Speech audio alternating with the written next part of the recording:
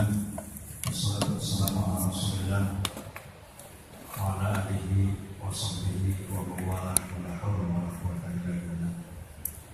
Asyhadu an la ilaha illallah wahdahu la syarika lahu wa asyhadu anna Muhammadan abduhu wa rasuluh. Bapak Ibu para jamaah kaum muslimin, kaum muslimat rahimakumullah. Hari ini kita membaca berita yang cukup menggembirakan, memberikan harapan terhadap perkembangan ekonomi syariah, bahwa telah terbentuk komite ekonomi syariah di negara kita yang langsung dipimpin oleh Presiden dengan anggota para menteri terkait, kemudian juga Ketua OJK dan Ketua MUI. Tentu berita ini adalah berita yang perlu kita respon secara positif, karena ekonomi syariah dengan langsung dikendalikan atau diketuai oleh Presiden, kita harapkan menjadi mainstream dari pembangunan ekonomi di Indonesia. Kita membangun tidak sekedar selalu dengan pendekatan ekonomi konvensional. Kita cobalah melihat secara seksama dengan hati yang jernih, dengan pikiran yang jernih, bahwa ada ekonomi alternatif untuk membangun kemakmuran bangsa dan negara. Itulah dia ekonomi syariah. Orang tidak perlu lagi takut dengan kata-kata syariah, karena ekonomi ini bagian dari muamalah, dan muamalah itu bersifat universal, lintas agama dan lintas yang lain. Pada waktu pertemuan di Bappenas beberapa minggu yang lalu, saya juga sudah menyampaikan bahwa ekonomi syariah ini harus menjadi perhatian utama kita, karena ternyata beban yang dipikul oleh pemerintah, oleh negara maupun masyarakat semakin hari semakin berat. Di hari ini juga kita membaca laporan dari BPS tentang jumlah orang miskin di Indonesia, itu ternyata ada peningkatan dan juga ada penurunan, maksudnya dari kakeknya miskin, anaknya miskin diturunkan, bukan dihilangkan, bukan diperkecil, bukan diminimalisir. Nah, para jamaah sekalian, kalau kita bicara ekonomi syariah, sebenarnya adalah kita bicara bukan sekedar bank, bukan sekedar lembaga keuangan, tapi secara eksplisit diungkapkan di dalam Al-Quran pada surat Al-Baqarah ayat 275, bahwa ekonomi syariah itu memiliki 3 komponen utama, 3 pilar utama, dan tentu 3 pilar ini harus digerakkan secara simultan. Tidak bisa hanya satu bagian mengabaikan yang lain. Apa 3 pilar yang utama ini yang telah terbukti ya dalam sejarah, ketika 3 pilar utama ini diapakan, digerakkan secara bersama-sama, ternyata mampu mengatasi masalah kemiskinan.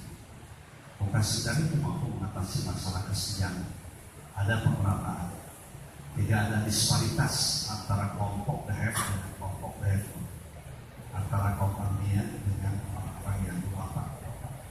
Dan itu telah terbukti dalam sejarah pada masa yang lalu, bahkan juga sekarang dimunculkan kembali oleh salah satu pemerintahan yang sekarang sedang berkembang, ya, yang membangun negaranya tanpa punya utang, tetapi sekarang banyak terus diganggu. Kemudian Turki di bawah pemerintah Bapak Presiden Erdogan, ya, sekarang itu mereka menggerakkan 3 pilar ini. Ketika saya berkunjung di sana, luar biasa, 3 pilar ini digerakkan secara simultan, secara bersama-sama, ya, mampu mengatasi kesenjangan. Bahkan juga 2 di atas 1 di antara 2 negara yang membangun tanpa punya utang. Ini kan suatu yang dahsyat. Pada masa sekarang mana ada orang yang tidak punya utang, bahkan kita pun juga cenderung berutang, ya, jadi macam lifestyle gaya orang modern itu adalah punya utang. Semakin besar utang kita, kelihatan semakin bonafit. Jadi saya kira ini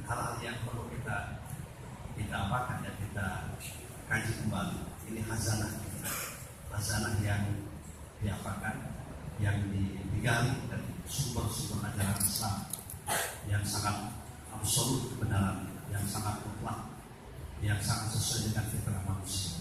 Apa ketiga pilar ekonomi ini? Pertama adalah sektor real, ya, bisnis, perdagangan, perusahaan. Itu adalah bagian dari ekonomi syariah, ya, bagian dari untuk mensejahterakan masyarakat. Banyak sekali ayat dan hadis yang menjelaskan tentang perlunya umat Islam menguasai perdagangan, menguasai ekonomi, menguasai pasar. Kenapa? Karena 9 dari 10 tulis Allah itu berasal dari sektor real ini, ya, sektor bisnis ini, sektor perdagangan, ya. Jadi kalau orang pedagang, pebisnis kaya itu wajar ditulisnya 9 dari 10. Itu wajar kalau para pengusaha itu kaya, mengendalikan keadaan. Tapi kalau para pegawai kaya dicurigai KPK, ya, karena ada gitu yang satu kok kaya, ya. Nah ini sektor bisnis ini harus diperhatikan, perdagangan ini juga. Bahkan juga dalam dimensi dakwah luar biasa terjadi percepatan. Kenapa? Terjadi percepatan dalam waktu kurang dari 1 abad. Islam itu tersebar ke 2/3 dunia, ya, termasuk ke Indonesia, ke Sulu, Filipina Selatan, ke Malaka, ke Aceh dan lain sebagainya. Itu karena digerakkan oleh para pedagang. Mereka para dai sekaligus juga para pedagang. Jadi para pedagang ini kan, para pebisnis ini kan kelompok orang-orang yang siap menghadapi risiko. Risiko itu biasa, ya, risiko keuntungan, risiko kerugian itu biasa. Jadi ada kelebihan, jadi ada kemudian faktor psikologi. Makanya perlu, ya, sektor real ini kita kuasai. Kenapa sekarang ekonomi kita agak selalu? Karena yang mengendalikan sektor ini bukan orang yang suka sholat, bukan orang-orang yang beriman, orang-orang yang menjadikan materi sebagai tujuan kehidupan utama. Ya, ketika ekonomi sektor real, perdagangan biasa dikendalikan oleh orang-orang yang kalau mendengar azan itu dia berhenti dulu, dia rukuk sujud bersama-sama, saya kira akan terjadi perubahan yang signifikan. Makanya di masjid ini kita berharap masjid diharapkan merubah keadaan, ya. Walaupun sesibuk apapun, kita ini ketika mendengar azan kita berhenti sejenak untuk berkhusyuk bersama. Dan kelompok ini yang dipuji oleh Al-Quran pada surat An-Nur ayat 37. Rijalun la tulhihim tijaratun wa la yad'una bi dzikrillah wa iqamis shalah wa ita'iz zakat yakhafuna yawman tataqallabu fihi al-qulub wal absar. Di masjid itu ada orang-orang yang sibuk dengan perdagangan, sibuk dengan tijarah, sibuk dengan bisnis, sibuk dengan kerjanya. Tapi begitu mendengar azan, mereka tidak lupa dengan sholat, dengan rukuk sujud. Ya, sehingga lahirlah orang kaya takwa. Nah ini ke depan kita harus punya keinginan begitu. Ya, takwa kaya, kaya takwa. Ya, selama ini kan selalu dipisah gitu. Kalau kaya itu tidak begitu takwa, kalau takwa itu agak miskin, selalu begitu. Ya, padahal dua-duanya mesti menyatu pada pribadi muslim, ya, pada pribadi orang-orang yang beriman kepada Allah Subhanahu wa taala. Nabi mengatakan dalam sebuah hadis, "Nismal ma'usol firman usol." Sebaik-baiknya harta yang baik ada di tangan orang yang baik. Ya, dia harus menjadi concern kita ke depan. Kalau di sana itu banyak anak muda di sini, generasi muda. Concern ke depan itu kita begitu. Takwa kaya. Ya, apa maknanya? Orang kaya, tetapi untuk kelihatan kekayaannya itu bukan pada aksesoris pribadi, ya, bukan pada rumahnya yang mewah, kendaraannya yang banyak, yang mewah, bukan, tetapi kelihatan dia kaya pada dimensi sosial, pada menolong itu, ya, itu yang kita harapkan ke depannya. Utsman bin Affan itu sahabat Nabi yang sangat kaya, beliau peternak yang unggul, petani yang berhasil, tetapi aksesoris pribadi tidak kelihatan. Rumahnya sama dengan yang lain, kendaraannya juga sama dengan yang lain. Utsman bin Affan tidak menggunakan kendaraan yang mewah. Kendaraan yang mewah ketika itu kuda merah. Kalau sekarang apa itu? Yang paling lebih dari Mercy itu apa? Apa? Ferrari yang banyak tabrakan itu. Ya, nah, pokoknya itu tidak kelihatan pada aksesoris pribadi.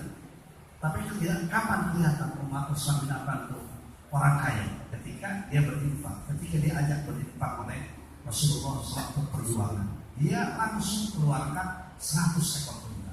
Bayangkan sekali infak 100 ekor unta. Bukan hanya ekornya, untanya.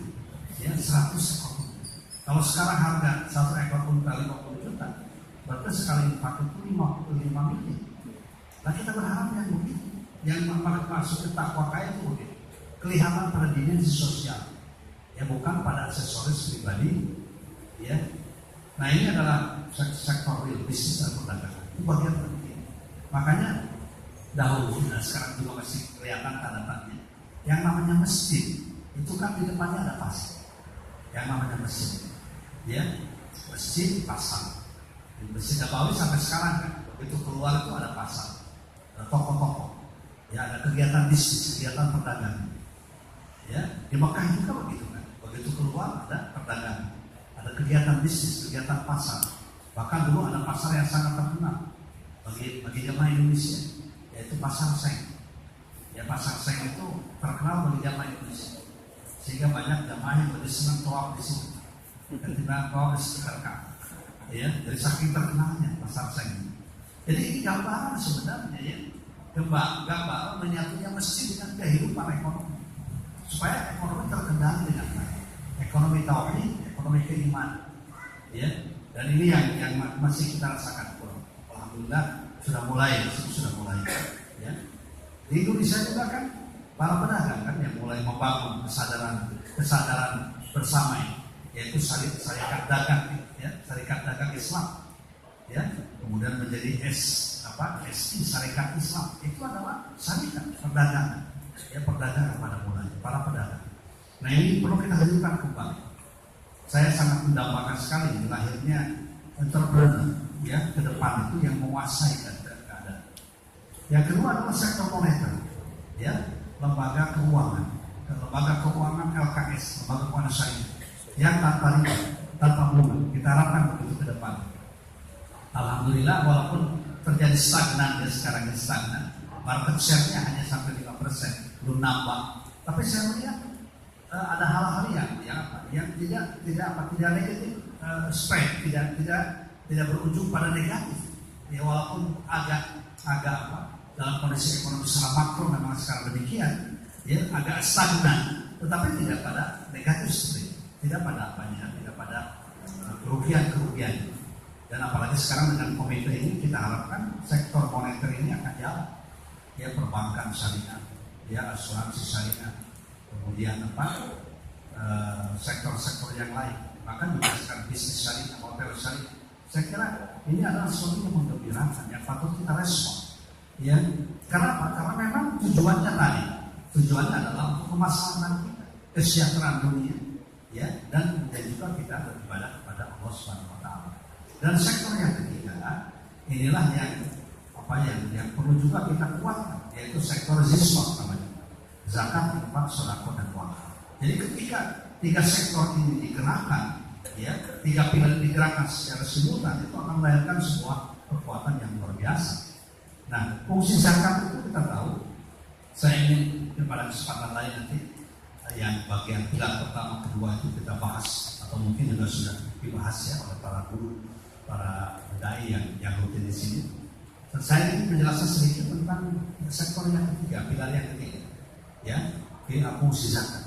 Kita tahu bahwa zakat itu adalah pada satu sisi yang merupakan ibadah Allah, pelaksanaan rukun Islam. Rukun Islam yang ketiga, sholat, syahadat, sholat dan kemudian zakat. Ya, dia berkaitan dengan ibadah Allah, pelaksanaan kesadaran agama kita, kesadaran pada melaksanakan perintah Allah Subhanahu Wa Taala. Tetapi juga pada sisi yang lain dia punya dimensi sosial, dimensi ekonomi yang luar biasa. Karena itu para ulama tidak ragu-ragu dan tidak ada perbedaan, ya, mengatakan bahwa dikatakan zakat adalah al-ibadah al-maliyah al-istimaiyah. Ibadah, ya. Tetapi ibadahnya secara spesifik di bidang harta, ya, dan juga al-istimaiyah, punya fungsi sosial yang sangat menentukan. Ketika zakat dikelola oleh amil yang amanah, ternyata mampu mengatasi masalah kemiskinan. Ya, dan itu sudah terjadi pada masa Umar bin Abdul Aziz. Dalam waktu singkat 22 bulan tidak lagi orang miskin ketika itu, karena zakat, infak, sedekah, wakaf itu kemudian ini. Kemarin itu maaf, anak saya itu Saudara Ivan Sotbek sebagai salah seorang ketua Ikatan Ahli Ekonomi Islam Indonesia, dia diundang ke Sarajevo, bosnya itu ternyata sebuah kota yang digerakkan oleh wakaf. Jadi sekarang itu walaupun kecil, kotanya kecil, penduduknya juga sekitar kurang dari 3 juta kecil, tetapi ternyata di situ tanda-tanda wakaf itu luar biasa. Ya, masjidnya wakaf, ya, kemudian pasarnya juga wakaf, sekolahnya juga wakaf. Saya mendengar dari dia, begitu luar biasa, ya, semuanya dari wakaf.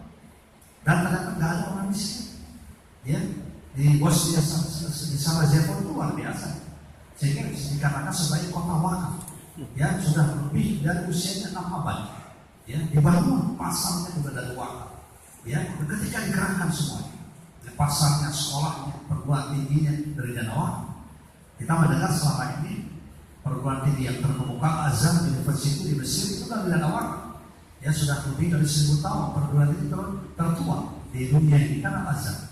Yang mampu memberikan beasiswa 5.000 lebih mahasiswa Indonesia yang belajar di sana. Dan dari mana? Dari dana wakaf, dari dana zakat wakaf yang luar biasa dikelola dengan sebaik-baiknya, sangat bermanfaat bagi masyarakat. Jadi ada dimensi sosial, dimensi ekonomi, bahkan juga dia merupakan instrumen alat tool pengentasan kemiskinan, peningkatan kesejahteraan, ya. Jadi pengentasan kemiskinan, ya, atau paling tidak meminimalisir orang-orang angka kemiskinan, peningkatan kesejahteraan dan pertumbuhan ekonomi berkeadilan. Ini adalah dari dimensi sosial, ya. Jadi pertumbuhan ekonomi berkeadilan ini yang penting, bukan pertumbuhan ekonomi kapitalistik yang membuat kaya orang yang semakin kaya, yang punya kapital, yang punya modal, yang kaya, ya. Sedangkan yang tidak punya kapital, dia tetap menjadi pekerja, dia menjadi buruh. Tentu itu tidak demikian dalam ekonomi Islam. Karena itu maka zakat itu perpaduan luar biasa, ya. Ziswak ini adalah perpaduan ibadah ketundukan kita kepada ajaran Islam, tapi sekaligus juga kita menggerakkan dimensi sosialnya dan dimensi ekonomi. Nah, ibadah zakat sebagai ibadah maliyah, ibadah mahdoh dan istimanya, kita lihat, ya, ini ada berapa panah-panah ini, ya, yang saling berkaitan satu dengan yang lain. Dia menguatkan ibadah yang lain seperti sholat. Dipastikan orang yang suka berinfak, berzakat, dia pasti sholat. Ya, rasanya kalaupun ada misalnya, ya, tapi rasanya gitu, ya, sangat sedikit. Orang yang punya kesadaran berinfak, kesadaran berzakat, dipastikan dia sadar juga untuk melaksanakan hukum Islam yang lain, termasuk sholat. Karena ini dua ibadah yang selalu sering dikaitkan. Kemudian yang kedua, menumbuhkan kasih sayang dan persaudaraan. Jadi akan apa ya? Hati ini tidak materialistik, tidak egoistik, ya, punya dimensi empati kepada yang lain. Ya, apalagi zakat kita tahu diperuntukkan untuk kelompok tertentu, seperti digambarkan pada At-Taubah ayat 60. Ya, nama sedekah lil fuqara. Ya, zakat itu untuk orang fakir miskin. Jadi begitu tingginya, begitu kuat dimensi sosial. Enggak boleh kita tidur kekenyangan sementara tetangga kita dia tidak bisa tidur karena lapar. Ya, jadi dimensi kasih sayang ini kan luar biasa, dimensi hati digerakkan, ya. Jadi terbangun kasih sayang, persaudaraan, ya, dengan orang-orang yang membutuhkan, termasuk juga dia adalah merupakan kegiatan dari ekonomi itu sendiri. Kemudian meningkatkan etos dan etika kerja, artinya dipastikan orang yang suka berzakat, berinfak, dia bukan orang malas. Ya, pasti orang yang punya etos kerja tinggi karena dia selalu berusaha untuk mendapatkan rezeki yang halal. Etika kerja itu maksudnya kenal yang halal yang haram, tidak asal-asalan. Ya, orang yang suka berinfak, berzakat, bersedekah, dipastikan orang yang aktif dalam pekerjaannya, orang yang produktif, sekaligus juga dia yakin hanya mau mencari rezeki yang halal. Karena Allah menciptakan yang halal kan lebih banyak daripada yang haram. Jadi jangan sampai ada pernyataan sekarang ini jangankan yang halal, yang haram juga susah. Itu mazhab pesimistik. Allah menciptakan yang halal jauh lebih banyak ketimbang yang haram. Yang haram bisa diurus. Ya, binatang aja dimakan kan, yang haram itu cuma sedikit. Sebagian besar adalah halal. apalagi binatang laut. Laut kita tahu kan 2/3 luasnya dibandingkan dengan darat. Semua yang hidup di laut itu halal, termasuk Nyiroro Kidul. Itu halal, bisa disangka. Ya, sengaja sering saya munculkan karena di Purwakarta itu ada sekarang itu kereta kencana untuk menyambut siapa? Nyiroro Kidul, karena sebulan sekali katanya datang. Ya, jadi istrinya Pak Bupati. Itu kan saya kira suatu cerita yang khayalan yang luar biasa, yang mengerikan. Nah, etika kita tahu. Ya, jadi kenapa ini perlu dididik pada masyarakat? Kalau sekarang misalnya kita bermasalah dengan angka korupsi, saya kira dengan menggerakkan zakatnya harapan kita akan semakin tereliminir. Ya, karena yang namanya zakat itu bukan membersihkan harta yang haram, didapatkan dengan cara yang haram dari korupsi, bisa dikeluarkan zakatnya, merasa bersih, kemudian korupsi lagi, bukan. Zakat itu membersihkan harta yang kita dapatkan dengan cara yang benar, agar jangan sampai ada hak orang lain pada harta yang kita miliki. Ya, perwujudan syukur pada Allah Subhanahu Wa Taala. Lain syakartum la azidannakum. Makanya orang yang suka berzakat, berinfak itu tidak pernah pahit, tidak akan pernah pahit hidupnya, tidak akan pernah merugi dalam hidupnya. Dan kalau merugi akan selalu ada jalan keluar. Pengalaman saya ketika masih menjadi ketua Basnas, ya, itu hampir orang yang sudah berzakat itu tidak pernah tidak berzakat lagi, bahkan ada kecenderungan bertambah. Ya, ada seorang muzaki yang berzakat itu di atas 200 juta. Ya, dia berzakat mulai dari 200 juta, kemudian nikah, sudah 10 tahun, 10 juta, sampai akhirnya kemarin 800 juta. Ya, dia mengatakan bahwa ternyata dengan zakat itu sama sekali tidak merugikan, dan bahkan juga membuat kita semakin beruntung. Beruntungnya bukan dari sekedar dari aspek mental, tapi juga dari aspek dari aspek materi. Nah, sekalian, sekarang ini ada satu BUMN ya, PLN ya. PLN itu kan selalu jadi masalah listriknya ya. Nah, kira-kira 3 bulan yang lalu saya diminta pendapat oleh Pak Dirut. Coba apa pendapat Bapak tentang masalah? Saya bilang coba dikeluarkan SK untuk mewajibkan ya orang muslim berzakat 2,5% dipotong langsung. Asalnya bebaskan zakat atau tidak silakan. Itu hanya terkumpul 140 juta. Tapi mulai September kemarin, tahun yang lalu, itu karena diwajibkan terkumpul 6,4 miliar sebulan. Bayangkan. Nah, kemarin di akhir tahun saya diminta untuk memberikan refleksi di PLN-nya dengan para direksi segala macam. Saya katakan, insya Allah kalau begini PLN tidak akan padat-padat lagi, ya, akan terus gitu ya, terang terus terang. Ya, jadi ada dimensi yang lain. Ternyata kata Pak Dirut itu, etos kerja semakin tinggi, mereka merasakan nikmat dari berzakat dan bersedekah. Kemudian perwujudan keimanan pada Allah SWT, bebas dari penyakit syirik dan hubbud dunia. Hubbud dunia itu kan luar biasa, ganas menyebabkan hancur politik kita, hubbud dunia. Ya, menyebabkan rumah tangga juga akan hancur dengan hubbud dunia. Ya, hubbud dunia itu artinya apa? Menjadikan materi sebagai Tuhan, itu hubbud dunia. Ya, hubbud dunia itu menjadikan materi sebagai the ultimate goal of our lives, tujuan akhir dari kehidupan kita dunia. Beruang, segala macamnya diukur dengan materi. Ya, tidak ada dimensi itu dikatakan hubbud dunia. Dan ketika hubbud dunia, maka akan terjadi kelemahan iman. Ya, sehingga Nabi mengatakan umat Islam itu di akhir zaman ketika terkena penyakit hubbud, maka akan ujungnya karahiyatul maut. Dia benci kematian. Kematian di sini, kematian sesungguhnya semakin segera kematian dalam arti hilang jabatan. Kemudian menumbuh kembangkan apa yang dimiliki. Ini surat Al-Nur 39. Saya selalu menyampaikan supaya populer. Al-Nur 39 sampai populer sekarang kan Al-Nur 21 ya.